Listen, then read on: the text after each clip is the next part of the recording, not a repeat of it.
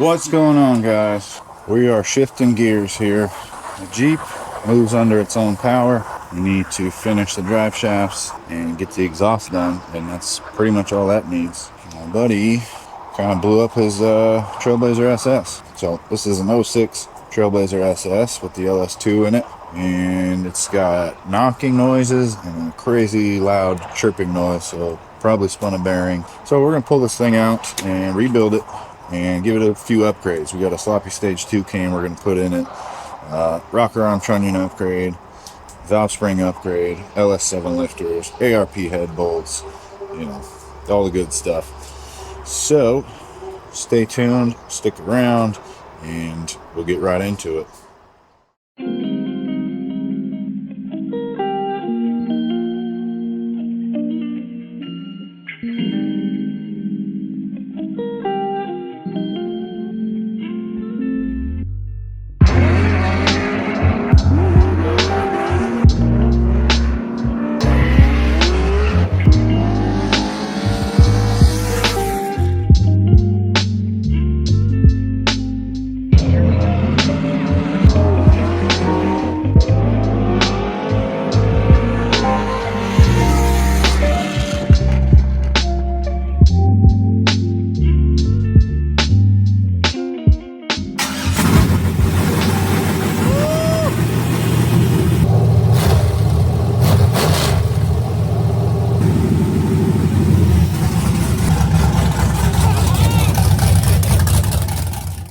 Alright, first things first, I get all this plastic off here. Looks like it's held in by body clips and a couple of 8mm.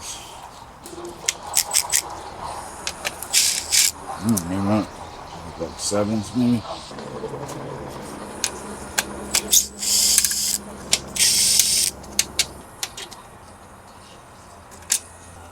There. Should just pop right off. Okay. I'm going to store most of this stuff inside there, at least everything that's not going to drip or leak. I got to start disassembling this front end so that I can get the radiator out. This core support's got to come out, and then we can start taking things off the engine. So apparently there's one right in the middle, and then a couple on the sides here. Comes out. Comes out. Pull on. Little ones out, 2 bottom ones now. One's out. There's one more in the light. Gently.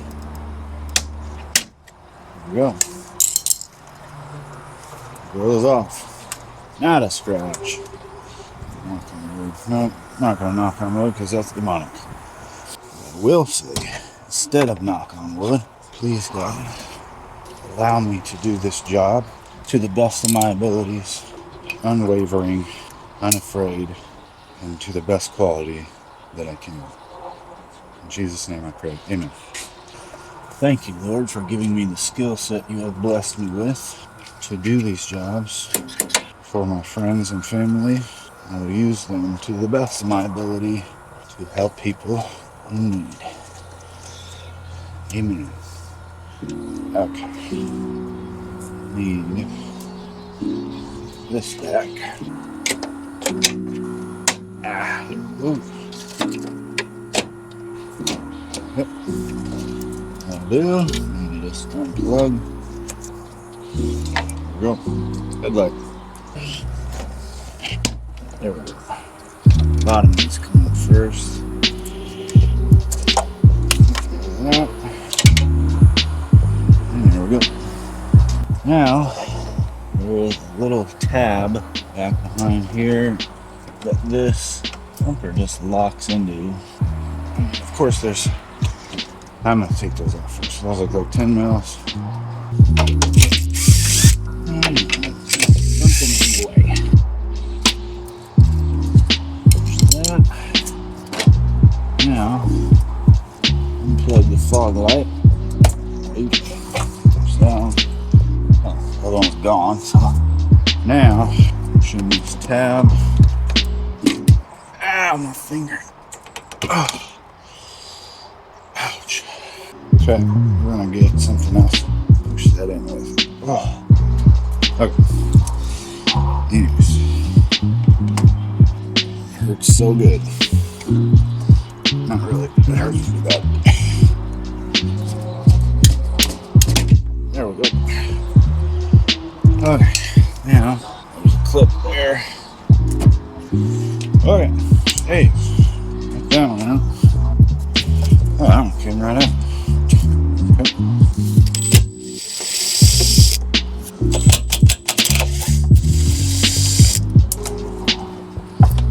Yep. Yeah. Little support there. There we go. The face is off.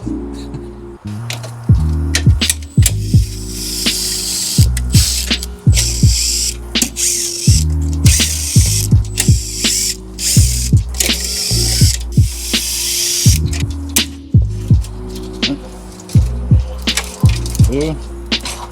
Pressure sensor. Okay. There's that.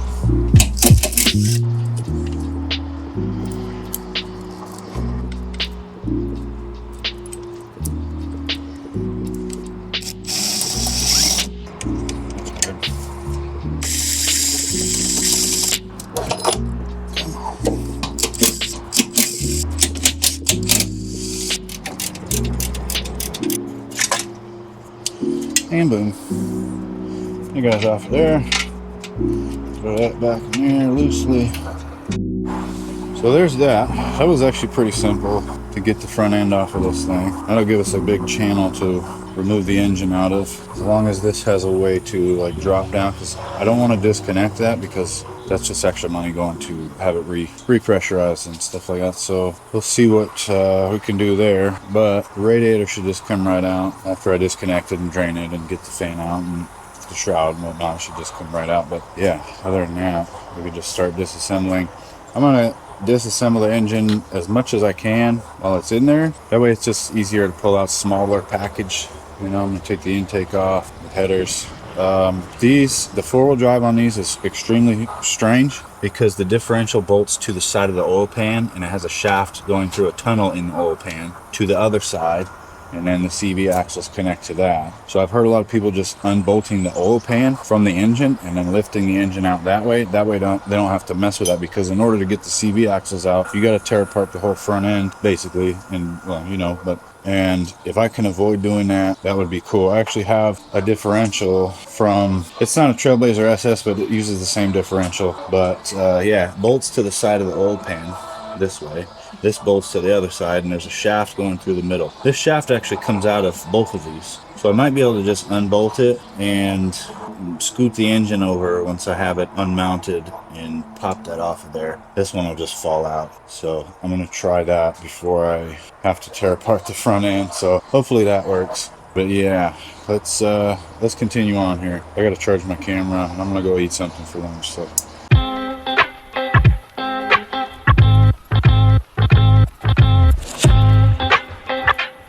Got the fan off.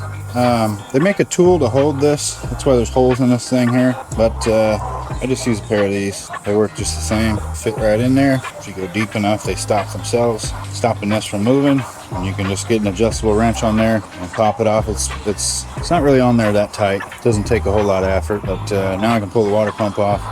I gotta get these heater hose lines off first.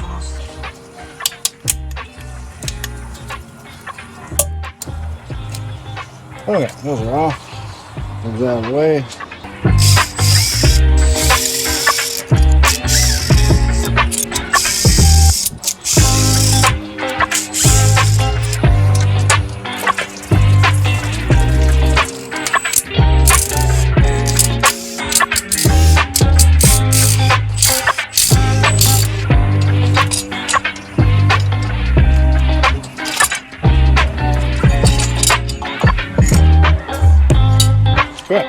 See the whole front of the engine. Could probably get to the differential in there. It's right behind the power steering pump. Other side will have to get from underneath unless we remove that AC compressor, which I don't want to take it off completely, because then I'll have to recharge it. I have nowhere to put the stuff that's in there right now anyway, so we're going to try the best we can to leave that connected. Oh, sweet. Free stick. All right. I'm going to work on getting the harness disconnected and now get that out of the way. And then, yeah, we'll go from there.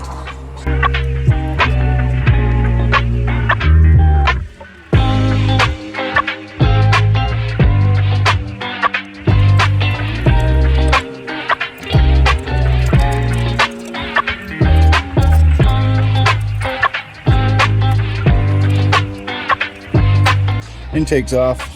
Looks like maybe some mice got up in here, some little teeth marks, but other than that, it looks pretty clean. And I think pretty much I got everything unplugged.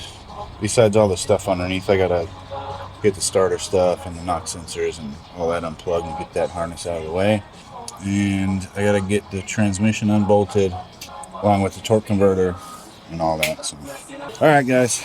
I've been putting in work, mostly underneath this thing, and it's a really tight spot, so I didn't really film any of it because that would have just been even more frustrating than it already was. So I got the differentials unbolted. The axles are still in, but they move side to side plenty enough for them to come out, I believe. This is unbolted, intake's off. I got the transmission unbolted. All 3 torque converter bolts are out. Oh, the exhaust is unbolted. The only thing left to do is to unbolt the motor mounts and lift her out, but I'm still kind of concerned about this AC line. It kind of just hangs. I don't understand why they didn't just go loop, so I don't understand that. But yeah, I really don't want to crack open this AC system. I might have to, I don't know, we'll see. I'm gonna try and lift the engine up and see if I can scoot it over a little bit. Maybe we'll figure it out. Anyways, all right, got the motor mounts unbolted. Let's get rid of this valley cover plate.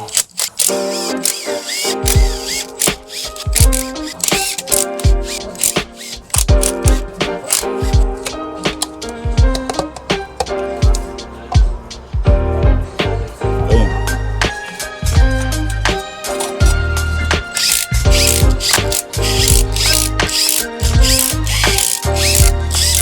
All right, now's the time to try it, I guess. I'm gonna try and lift on it and see what happens. All right, so I had to pull the upper ball joints, but that's it. I didn't have to, you know, undo the axle nut or anything like that. Just the upper ball joints, hung that down, and that gave me enough room for that whole thing to scoot back.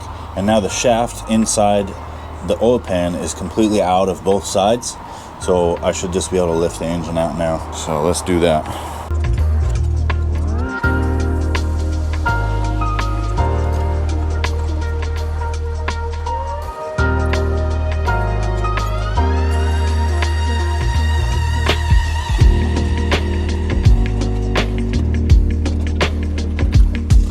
All right, there's the engine bay. See, I wasn't even able to get the starter out. It's just too tight in there. But I mean, I could have got it out if I took the Y pipe off and just moved it out of the way completely, but I don't need to do that. So yeah, there's the differential. There's the little actuator. This guy. I was able to get it out without disconnecting any of the AC stuff, which is cool. I mean, it might make it harder to put back in, but we'll see. Anyways, yeah, there she is. The old 6-liter LS2. LS2 based. It's based off the LS2. It's got a different intake. Anyways, that's going to do it for this episode, you guys. Next episode is going to be tear down and then see if we can figure out what the heck went wrong with this thing.